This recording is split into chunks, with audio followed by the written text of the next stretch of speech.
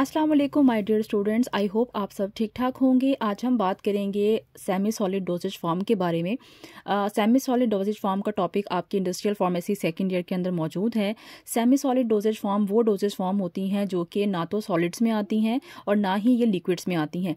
ऐसी दवाई की शक्ल जो कि सॉलिड और लिक्विड के दरमियान में होती है उसको हम सेमी सॉलिड डोजेज फॉर्म कहते हैं। जिसकी सिंपल से एग्जाम्पल आप देखते हैं कि आप घरों में जो क्रीम्स इस्तेमाल करते हैं, लोशंस इस्तेमाल करते हैं, ना तो ये बहुत ज़्यादा बहने की सलाहियत रखते हैं, ना यानी कि ना तो ये लिक्विड्स होते हैं और ना ही ये बहुत ज़्यादा ठोस हालत में यानी कि सॉलिड हालत में पाए जाते हैं, बल्कि इन दोनों के दरमियान की स्टेज होती है। तो इस तरह की मेडिकेशंस को हम सेमी सॉलिड डोजेज फॉर्म कहते हैं। सेमी सॉलिड डोजेज फॉर्म में हमारे पास दो तरह की जो मेडिकेशन है उसका जिक्र हमारी इंडस्ट्रियल फार्मेसी में किया गया है। इसमें से एक को आप कहते हैं क्रीम्स, दूसरे को आप कहते हैं जेल्स और बल्कि तीसरी फॉर्म भी इसके अंदर जिक्र की गई है जिसको हम ऑइंटमेंट्स कहते हैं। ये तीन ऐसी प्रिपरेशंस हैं जो कि सेमी सॉलिड डोजेज फॉर्म के अंदर आती हैं। मेरे पास कुछ ये सेमी सॉलिड डोजेज फॉर्म है जिसमें आपके पास इस तरह की एक क्रीम आती है। ये नॉन मेडिकेटेड क्रीम है जिसको हम मोस्टली जो है मॉइस्चराइज़र के तौर पर इस्तेमाल करते हैं। इसकी जो थिकनेस है वो थोड़ी सी स्मूथ थिकनेस होती है, यानी कि ये वाटर बेस्ड क्रीम होती है। ऐसी क्रीम जो कि जिसकी कंसिस्टेंसी जो है वो वाटर बेस्ड हो, आपकी स्किन के ऊपर ऑयल ना आने दे, इसको हम क्रीम कहते हैं। क्रीम के अंदर हमारे पास वाटर और ऑयल की मिकदार जो है वो ऑलमोस्ट इक्वल होती है। इसके अलावा हमारे पास कुछ जो है मेडिकेटेड क्रीम्स भी आती हैं जिसमें हमारे पास एक ये क्रीम है जिसका नाम है डर्मोवेट क्रीम। इसमें क्लोबेटिसोल यानी कि कॉर्टिकोस्टेरॉइड या स्टेरॉइड नामी एक केमिकल मौजूद होता है। ये एक मेडिकेटेड क्रीम है, यानी कि इसके अंदर कोई फार्मास्यूटिकल इंग्रेडिएंट या कोई भी मेडिकेटेड इंग्रेडिएंट जो है वो इस्तेमाल किया गया होगा।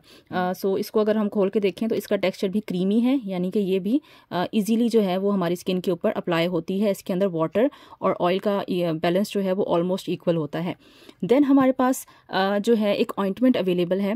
ऑइंटमेंट और क्रीम में फ़र्क ये होता है कि जो ऑइंटमेंट होती है इसके अंदर जो ऑयल है इसकी मिकदार या फ़ैट की मिकदार ज़्यादा होती है, जबकि इसके अंदर जो वाटर है उसकी मिकदार कम होती है। जबकि क्रीम के अंदर वाटर और ऑयल की मिकदार जो है वो ऑलमोस्ट सेम होती है। तो अगर हम ऑइंटमेंट की बात करें तो ऑइंटमेंट जो है वो ज़्यादा ऑयली होती हैं। इनके अंदर ऑलमोस्ट 80% जो है वो फ़ैट होती है या ऑयल होता है, बाकी जो 20% है वो इसके अंदर वाटर होता है। एक पॉलीफेक्स है जो कि मोस्टली हम स्किन इन्फेक्शंस के ऊपर इस्तेमाल करते हैं। अगर कहीं पे जलन हो जाए, कहीं पे बर्न हो जाए तो उसके ऊपर इसको अप्लाई किया जाता है। इसके अंदर बेसिकली हमारे पास पॉलीमेक्सिन होता है जो कि एंटीबैक्टीरियल है, बेसिट्रेसिन है जो कि एंटीबैक्टीरियल है, और लिग्नोकेन होता है, ये जो है एनेस्थेटिक होता है, लोकल एनेस्थेटिक। इसको अगर हम किसी भी चीज़ के ऊपर अप्लाई करें तो हमारी स्किन जो है वो वहाँ से थोड़ी देर के लिए सुन हो जाती है। अगर स्किन पर कोई कट लग जाए, बर्न हो जाए तो हम फौरी तौर पर इसको अप्लाई करते हैं। जैसे ही हम इसको अप्लाई करेंगे आप देखेंगे कि इसकी जो कंसिस्टेंसी है वो थोड़ी सी ऑयली नेचर की है और ये बहुत ज़्यादा ग्रीसी और चिपकने वाली आपको नज़र आ रही होगी अगर आप इस चीज़ को थोड़ा सा जूम करें, यानी कि अगर आप गौर करें तो ये थोड़ा सा चिपकने वाला मटेरियल है। ठीक हो गया। जो हमारे पास ऑइंटमेंट होती हैं वो ज़रा स्टिकी नेचर की होती हैं। देन हमारे पास आते हैं जेल्स। जेल्स में हमारे पास एक ही जेल है, डैट इज़ एक्डर्मिन जेल। इसमें हमारे पास क्लिंडामाइसिन फॉस्फेट प्लस ट्रेटियोनाइन है। ट्रेटियोनाइन जो है वो स्किन के लिए बहुत अच्छा है। स्किन के ऊपर अगर आपके मार्क हैं, एक्नी है, तो उसके लिए इसको इस्तेमाल किया जाता है। ये जो जेल है इसकी अगर कंसिस्टेंसी देखें तो जेल जो है वो इस तरह के होते हैं जिसके अंदर वाटर की मिकदार ज़्यादा होती है, उनको हम जेल्स कहते हैं। अगर हम जेल्स को अप्लाई करें तो ये बहुत स्मूथली, अगर आप देखें तो ये बहुत स्मूथली अप्लाई कर रहा है। ठीक हो गया। क्रीम, जेल और ऑइंटमेंट में बेसिक डिफरेंस आपको समझ आ गया होगा कि क्रीम्स में आपके पास जो ऑयल होता है या जो आपके पास फ़ैट होती है वो और वाटर की मिकदार ऑलमोस्ट सेम होती है, जबकि ऑइंटमेंट के अंदर आपके पास जो ऑयल है या फ़ैट है उसकी मिकदार वाटर की मिकदार से ज़्यादा होती है, जबकि जेल के अंदर आपके पास वाटर की मिकदार ज़्यादा होती है एज़ कम्पेयर टू फैट्स। आपको ऑइंटमेंट, क्रीम्स और जेल के अंदर बेसिक डिफरेंस जो है वो समझ आ गया होगा। आपने इन तीनों की कंसिस्टेंसी भी देखी है। तो ये जो है किस में आती हैं, ये सेमी सॉलिड डोजेज फॉर्म में आती हैं। दे आर यूज टॉपिकली की मीन इसको हम स्किन के ऊपर अप्लाई करते हैं, चाहे वो आपके हाथ की स्किन है, फेस की स्किन है या आपकी आइज़ की स्किन है, आपकी नेजल स्किन है या आपकी वजाइना जो रिप्रोडक्टिव पार्ट होता है फीमेल का वहाँ की स्किन है, या रेक्टल जो हमारे रेक्टम के अंदरूनी स्किन होती है वहाँ पर अप्लाई की जाती हैं। इनको हम ओरली इनटेक नहीं कर सकते, इनको हमने स्किन के ऊपर अप्लाई करना करना होता है बॉडी में जहाँ पे भी स्किन मौजूद है। दे मे बी मेडिकेटेड और नॉन मेडिकेटेड। मैंने आपको दिखाई है कि डोजेज फॉर्म जो होती हैं सेमी सॉलिड, इसमें ये वाली जो एग्जांपल्स हैं वो सारी मेडिकेटेड है, जबकि ये जो आपके पास क्रीम है ये नॉन मेडिकेटेड में आती है। सो ये इसी तरह से ऑइंटमेंट भी मेडिकेटेड नॉन मेडिकेटेड होती हैं, जेल्स भी मेडिकेटेड और नॉन मेडिकेटेड होते हैं। जैसे कि आप एलोवेरा जेल इस्तेमाल करते हैं, उसमें वैसे किसी हद तक मेडिकामेंट्स भी होते हैं, बट कुछ जेल्स ऐसे भी होते हैं जो सिर्फ और सिर्फ चीज़ों को स्टिक करने के लिए इस्तेमाल किए जाते हैं, उनके अंदर कोई मेडिकामेंट्स मौजूद नहीं होते। तो ये तीनों जो फॉर्म्स हैं, चाहे वो आपके पास ऑइंटमेंट है, चाहे वो क्रीम है, चाहे वो जेल है, तीनों की तीनों मेडिकेटेड भी होती हैं और तीनों की तीनों नॉन मेडिकेटेड भी होती हैं। Semi solid dosage form exist as a single phase. Mostly जो सेमी सॉलिड जो सिंगल डोजेज फॉर्म है उनका सिंगल फेज होता है। सिंगल फेज से मुराद है कि इसमें कहीं पे भी अगर आप इसको 2 साल के लिए भी छोड़ देंगे तो इसमें ऐसा नहीं होगा कि ऑयल अलग हो जाएगा और पानी अलग हो जाएगा, बल्कि इनके अंदर जो दोनों केमिकल्स हैं वो आपस में मिक्स होकर एक ही फेज, एक ही शक्ल बनाते हैं, इसलिए हम इसको सिंगल फेज कहते हैं। या सम टाइम ये 2 फेज सिस्टम भी मौजूद होता है। इतनी ऐसा बहुत कम होता है, जब हम खास किस्म की कोई ऑइंटमेंट बनाते हैं तो उसके अंदर 2 फेज सिस्टम हो सकता है, बट मोस्टली जितनी भी ऑइंटमेंट आप या क्रीम्स या आप जो भी जेल्स देख रहे हैं सब की सब आपको सिंगल फेज में नजर आ रही हैं, यानी कि इसके अंदर ऑयल और वाटर जो है वो प्रॉपर्ली मिक्स हुए हैं। अब इसमें हम क्या क्या इंग्रेडिएंट्स यूज़ करते हैं। पहली चीज़, एक तो आपने एक्टिव फार्मास्यूटिकल इंग्रेडिएंट यूज़ करना है जो कि किसी भी ड्रग का सॉल्ट होता है, किसी भी दवाई का सॉल्ट होता है। जैसे कि मैंने आपको यहाँ पे बताया था कि जो पॉलीफेक्स है ये इसका ब्रांड नेम है, ठीक हो गया, प्लस 7 लिखा हुआ है, इसका मतलब है यहाँ पे हमने चीज़ें ऐड की हुई हैं। स्किन ऑइंटमेंट है, एक्सटर्नल यूज़ इस्तेमाल करते हैं। अब इसमें एक्टिव इंग्रेडिएंट कौन कौन से हैं, जैसे कि इसमें पॉलीमिक्सिन लिखा हुआ है, ये इसका इंग्रेडिएंट है। इसके अलावा अगर आप गौर करें इसके अंदर बेसिट्रेसिन लिखा हुआ है, ये इसका इंग्रेडिएंट है, और इसके अलावा लिग्नोकेन लिखा हुआ है, साथ में उसके अमाउंट भी लिखी हुई है कि कितना यूज़ किया। तो ये इसके एक्टिव फार्मास्यूटिकल इंग्रेडिएंट है। इसी के साथ साथ अगर आप ये वाली क्रीम देखें जिसमें डर्मोवेट है, तो इसमें जो एक्टिव इंग्रेडिएंट है वो है क्लोबेटासोल। तो हर ड्रग का एक्टिव इंग्रेडिएंट आपके पास मौजूद होता है। इसी तरह से एक्डर्मिन जो है इसका एक्टिव इंग्रेडिएंट है क्लिंडामाइसिन फॉस्फेट प्लस ट्रेटोनाइन, तो ये कॉम्बिनेशन में अवेलेबल है। सो एक्टिव फार्मास्यूटिकल इंग्रेडिएंट वो केमिकल होता है जिसकी वजह से दवाई जो है बनाई जाती है, जिसका कोई ना कोई थेराप्यूटिक इफेक्ट होता है जो कि आपकी स्किन पे जो है वो बीमारी को ट्रीट करने के लिए यूज़ होता है। देन हमारे पास आता है प्रिजर्वेटिव वो चीज़ें होती हैं जो कि हमने किसी भी दवाई के अंदर इसलिए डाली होती हैं ताकि हमारी दवाई जो है वो ख़राब होने से बच सके, उसके ऊपर कोई इन्फेक्शन ना हो, कोई जरासीम ना लगे, उसके अंदर हवा एंटर ना हो और हमारी जो मेडिसिन है वो काफ़ी लंबे अरसे तक प्रोटेक्ट कर सके। तो प्रिजर्वेटिव के तौर पर हम कुछ केमिकल्स इसके अंदर डालते हैं। देन आता है एंटीऑक्सीडेंट। ये जितने भी केमिकल्स आप पढ़ रहे हैं ना, इनकी आगे जाके डिटेल भी आएगी, वहाँ पे मैं इनकी डिटेल विद एग्जांपल्स आपको समझाऊंगी। अभी जस्ट आप इनकी डेफिनेशन अपने जहन में रखेंगे कि अगर आपसे वाइवा में पूछ ली जाए तो एटलीस्ट आप इनको डिफाइन कर सकें। एंटीऑक्सीडेंट क्या होते हैं? ऑक्सीडेंट या ऑक्सीडेशन एक ऐसा अमल होता है जिसमें हमारी बॉडी के अंदर फ्री रेडिकल्स बनते हैं। जब भी कोई चीज़ ब्रेक होती है तो उसकी वजह से हमारी बॉडी में पॉजिटिव और नेगेटिव आयंस बनते हैं जिनको हम फ्री रेडिकल्स कहते हैं। सम टाइम ये जो फ्री रेडिकल्स होते हैं बहुत ज़्यादा टॉक्सिक होते हैं और इनको हमारी बॉडी से निकालना बहुत ज़्यादा ज़रूरी होता है। तो इस तरह के दवाइयाँ जो के अंदर ऐसे केमिकल्स मौजूद हों जो कि हमारे फ्री रेडिकल्स को जाके ख़त्म कर दें, इन केमिकल्स को हम क्या कहते हैं? एंटीऑक्सीडेंट कहते हैं। अगेन ऑक्सीडेशन एक ऐसा अमल है जिसमें हमारी बॉडी के अंदर फ्री रेडिकल्स बनते हैं, उसको उन केमिकल्स को हम ऑक्सीडेंट कहते हैं। ऐसी दवाइयाँ जिनके अंदर उन फ्री रेडिकल्स को या ऑक्सीडेंट को ख़त्म करने की सलाहियत मौजूद होती है उनको हम एंटीऑक्सीडेंट कहते हैं। ये केमिकल्स हम अपनी दवाइयों के अंदर भी इस्तेमाल करते हैं ताकि हमारी दवाइयों के अंदर जो भी केमिकल्स हमने डाले हैं इनके फ्री रेडिकल्स ना बने और हमारी दवाइयाँ जो हैं वो लंबे अरसे तक महफूज रह सकें। देन आता है सॉल्युबलाइजर्स। सॉल्युबलाइजर्स ऐसे केमिकल्स होते हैं जो कि 2 ऐसे चीज़ों को मिक्स करने के काम आते हैं जिनकी कुदरती तौर पर मिक्स होने की सलाहियत नहीं होती। तो इस तरह के केमिकल्स को मिक्स करने के लिए, उनको स्मूथ बनाने के लिए, एक अच्छी शेप देने के लिए हम सॉल्युबलाइजर्स का इस्तेमाल करते हैं। आपने तीनों क्रीम्स का टेक्सचर देखा है, ये बिल्कुल अच्छे से इसमें ऑयल और वाटर या जितनी भी ड्रग्स या बाकी जो इंग्रेडिएंट्स हैं उनको देखा जाए तो वो अच्छे से एक दूसरे के साथ मिक्सअप हुए हुए हैं, सॉल्युबलाइज हुए हुए हैं। कहीं आपको कोई पार्टिकल, कोई थिक पार्ट या कहीं पे भी कोई आपको डॉट नज़र नहीं आएगा इस तमाम मेडिकेशंस के अंदर। क्यों? क्योंकि इसके अंदर सॉल्युबलाइजर्स डले हुए हैं ताकि आपकी जो क्रीम्स हैं, ऑइंटमेंट्स हैं या जेल्स हैं ये एक प्योर फॉर्म के अंदर आ सके। देन आता है थिकनिंग एजेंट। थिकनिंग एजेंट हम इसलिए डालते हैं कि सम टाइम हमारी जो मेडिकेशन होती है उसके अंदर जो एक्टिव फार्मास्यूटिकल इंग्रेडिएंट होता है वो बहुत स्ट्रॉन्ग होता है, लिहाजा हम उसकी बहुत थोड़ी मिकदार डालते हैं। सो अगर हमने पानी डाला होगा या हमने उसके अंदर ऑयल या फैट का इस्तेमाल किया होगा तो उसकी वजह से हमारी जो ऑइंटमेंट होती है वो बहुत ज़्यादा लिक्विड हो सकती है, यानी कि वो बहुत ज़्यादा पतली हो सकती है। और जब इस ऑइंटमेंट को आप खोलेंगे, यानी कि अगर आप इसको खोलें और ये खोलने से एकदम से नीचे की तरफ गिरना शुरू हो जाए तो ऑब्वियसली वो पेशेंट के लिए थोड़ा सा मुश्किल का काम है। तो अगर हम देखें तो ये काफ़ी हद तक थिक है, ठीक है। तो इसकी थिकनेस के लिए हमने क्या डाला है? इसकी थिकनेस के लिए हम इसके अंदर थिकनिंग एजेंट्स जो हैं वो ऐड करते हैं। उस केस में ऐड करते हैं जब हमारी जो इंग्रेडिएंट्स हैं वो बहुत ज़्यादा पतले हों, तो उसके लिए हम थिकनिंग एजेंट्स का इस्तेमाल करते हैं।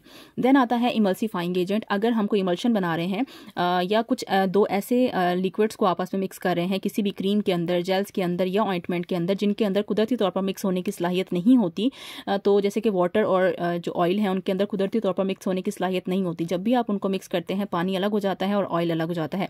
तो इस तरह के दो इमिसिबल लिक्विड्स को सॉल्व करने के लिए जो हम केमिकल्स उसके अंदर डालते हैं उनको हम इमल्सिफाइंग एजेंट्स कहते हैं। इसकी भी हम डिटेल आगे जाके पढ़ेंगे। देन आते हैं anti microbial agent. Anti microbial agents वो केमिकल होते हैं जो कि दवाई को माइक्रो ऑर्गेनिज्म से बचाते हैं, क्योंकि हमारी हवा के अंदर बहुत सारे जरासीम होते हैं। हम मल्टीपल टाइम मेडिसिन को खोलते हैं, बंद करते हैं, सम टाइम हम जो इसका कैप होती है उसको टाइटली क्लोज नहीं करते, तो चांसेस होते हैं कि माइक्रो ऑर्गेनिज्म हमारी इसके अंदर मेडिसिन के अंदर जाके हमारी मेडिसिन को ख़राब कर सकते हैं। सो इसको प्रोटेक्ट करने के लिए हम एंटी माइक्रोबियल एजेंट्स भी डाल सकते हैं। साथ साथ कलरिंग एजेंट भी डाल सकते हैं कि अगर खास तौर पर जो बच्चों के लिए ऑइंटमेंट, क्रीम्स, जेल बनाई जाती हैं या जो नॉन मेडिकेटेड जो जेल्स वगैरह बनाई जाती हैं, वो कंपनीज अपनी प्रोडक्ट को ब्यूटीफाई करने के लिए, उसकी खूबसूरती को बढ़ाने के लिए उसके अंदर कलरिंग एजेंट जो है वो डाल देती हैं, तो ताकि जितनी अच्छी अपीयरेंस होगी उतना ज़्यादा जो कस्टमर है वो आपके प्रोडक्ट की तरफ अपील होता है, लिहाजा आपकी प्रोडक्ट की सेल जो है वो बेहतरीन होती है। देन हम बात करेंगे आज डिटेल में ऑइंटमेंट्स के बारे में। सो ऑइंटमेंट्स जो हैं वो ग्रीसी होती हैं। मैंने आपको बताया था कि इन तीनों में से ये ऑइंटमेंट है, और इसको मैंने आपको स्टिक करके भी दिखाया था कि ये एक ऐसा प्रोडक्ट है जिसको अगर आप अपने हाथ के ऊपर अप्लाई करेंगे तो इसके अंदर जो स्टिकनेस है, जिसके अंदर जो चिपचिपापन है वो ज़्यादा है as compare to remaining product. ठीक है, तो इसके अंदर स्टिकनेस ज़्यादा है। इसकी वजह यह है कि इसके अंदर ऑइंटमेंट के अंदर ऑयल्स का इस्तेमाल जो है वो ज़्यादा किया जाता है। ऑयल्स तो हम नहीं कह सकते, बल्कि बेसिकली हम इसको मिनरल ऑयल्स कहते हैं, या इसमें मुख्तलिफ तरह की फ़ैट्स, सॉल्युबल अल्कोहल्स वगैरह इस्तेमाल किए जाते हैं, तो इसकी वजह इससे हमारी ऑइंटमेंट जो है बनाई जाती हैं। सो ऑइंटमेंट जो है वो ग्रीसी होती हैं और सेमी सॉलिड होती हैं। दे मे बी मेडिकेटेड और नॉन मेडिकेटेड। ये भी मेडिकेटेड भी हो सकती हैं और नॉन मेडिकेटेड भी हो सकती हैं। वो लोग जिनकी स्किन ड्राई होती है वो क्रीम्स कम इस्तेमाल करते हैं, वो ऑइंटमेंट्स का इस्तेमाल करते हैं। नॉन मेडिकेटेड क्रीम्स की जगह वो नॉन मेडिकेटेड ऑइंटमेंट्स का इस्तेमाल करते हैं, क्योंकि क्रीम जो है वो वाटरी होती है ज़्यादातर, बल्कि जबकि जो ऑइंटमेंट्स होती हैं वो थोड़ी सी आप कहते हैं ग्रीसी होती हैं। तो ड्राई स्किन वाले ज़्यादातर ऑइंटमेंट्स का इस्तेमाल करते हैं ताकि अपनी स्किन को मॉइस्ट रख सकें, सॉफ्ट रख सकें, लुब्रिकेंट रख सकें। They are applied on the skin. इनको हम स्किन के ऊपर अप्लाई करते हैं। फॉर एग्जाम्पल सिंपल ऑइंटमेंट होती है और सल्फर ऑइंटमेंट होती है। सिंपल ऑइंटमेंट से मुराद है आप कोई भी नॉन मेडिकेटेड क्रीम बना रहे हैं जिसके अंदर आपने थोड़ा पानी डाला है, ज़्यादा आपने कोई भी मिनरल ऑयल डाल दिया है, ग्लिसरीन डाल दी है, कोई भी फैट डाल दी है, बीज वैक्स डाल दी है, और उसको आपने एक जो है वो ग्रीसी सा लोशन टाइप एक मटेरियल बना लिया है, उसको आप सिंपल ऑइंटमेंट कहते हैं। बट अगर आप उसके अंदर सल्फर ऐड कर देते हैं तो अब आपने एक मेडिकेटेड जो एजेंट है वो उसके अंदर ऐड कर दिया है। अब इसके कोई ना कोई थेराप्यूटिक यूज़ होगा, इसलिए हम इसको मेडिकेटेड ऑइंटमेंट कहते हैं। ऑइंटमेंट्स को तैयार करने के हमारे पास दो मेथड जो है वो के अंदर मेंशन किए गए हैं। एक को हम ट्रिचुरेशन मेथड या मैकेनिकल मेथड कहते हैं, सेकंड को हम फ्यूजन मेथड कहते हैं। अब एक एक करके हम इन मेथड्स को डिस्कस करते हैं।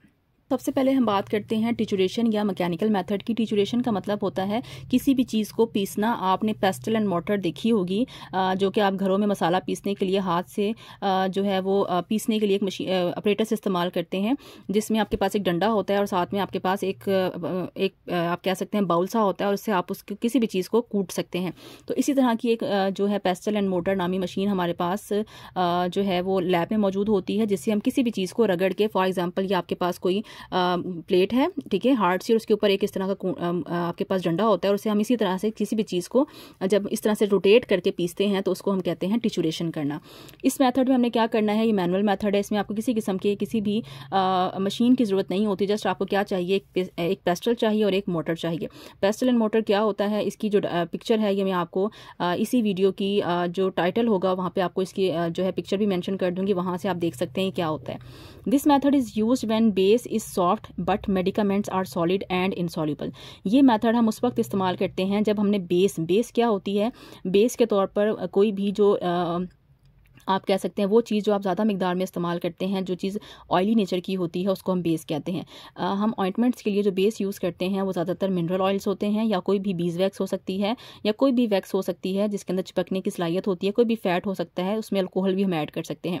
सो उसको हम बेस कहते हैं। इस सॉफ्ट जब आप जो बेस लें वो हार्ड ना हो, बल्कि वो लिक्विड हालत में हो, ऑयल की हालत में हो, बट जो मेडिकामेंट्स आपने यूज़ करने हैं वो सॉलिड हालत में हो, या जो आपने एक्टिव फार्मास्यूटिकल इंग्रेडिएंट इस्तेमाल करना है, जिस दवाई जो कि दवाई की असल जो है वो आप कह सकते हैं असल जान है वो कैसी हो, सॉलिड हो। तो इसकी कंडीशन ये है इस मेथड की कि आपके पास जो ड्रग है वो सॉलिड होनी चाहिए और जो आपके पास बेस है वो लिक्विड होनी चाहिए या सॉफ्ट होनी चाहिए। अब आपने क्या करना है, जो भी आपके पास इंग्रेडिएंट्स हैं, जैसे कि आपके पास सॉल्युबलाइजर्स हैं, आपके पास कलरेंट एजेंट मौजूद हैं, आपके पास एंटीऑक्सीडेंट मौजूद है, आपके पास एक्टिव फार्मास्यूटिकल इंग्रेडिएंट मौजूद है, जितने भी इंग्रेडिएंट्स मौजूद हैं, आपने जिस किताब से अपनी फॉर्मुलेशन बनानी है, चाहे आपने ब्रिटिश फार्माकोपिया से बनानी है, चाहे आपने यूनाइटेड स्टेट फार्माकोपिया से बनानी है, उसके अकॉर्डिंग आपने तमाम इंग्रेडिएंट्स का वेट कर लेना है। कितना वेट करना है वो सारी की सारी इन्फॉर्मेशन आपकी स्टैंडर्ड बुक्स के अंदर लिखी होती है। आप जिस बुक को भी इस्तेमाल करेंगे उस बुक के अकॉर्डिंग आप तमाम चीज़ों का वेट करके इसको जो है अलग अलग रख लेंगे।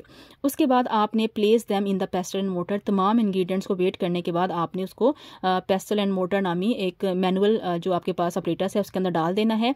देन आपने बेस को जो कि आपके पास सॉफ्ट हालत में है, ग्रीसी हालत में है, उसको आपने इंग्रेडिएंट्स के ऊपर डालना है और डालने के बाद उसको आपने अच्छी तरह से इस तरह से करके उसको मिक्स करना है। जितना जोर लगा के आप मिक्स करेंगे उतनी जल्दी आपके जो इंग्रेडिएंट्स हैं वो आपकी फैट के साथ मिक्स हो जाएंगे। Rest of the base is added. पहले आप थोड़ी सी बेस डालेंगे ताकि आप अच्छे से अपने प्रोडक्ट को उसके अंदर, अपनी केमिकल्स को, ड्रग्स को उसके अंदर मिक्स कर सकें। उसके बाद जो रिमेनिंग चीज़ें रह जाएंगी, जो रिमेनिंग बेस रह जाएगी, उसको आप बाद में ऐड करके अपनी प्रोडक्ट को बना के उसके बाद उस तरह से पैकिंग करके आप उसको सेल आउट कर सकते हैं। सेकेंड मेथड आता है फ्यूजन मेथड। फ्यूजन मेथड में क्या करते हैं, इसमें हम फ्यूज़ करते हैं, यानी कि इसमें हम हीट का इस्तेमाल करते हैं, जबकि इस मेथड में कहीं पर भी हीट का इस्तेमाल जो है वो नहीं किया जाता।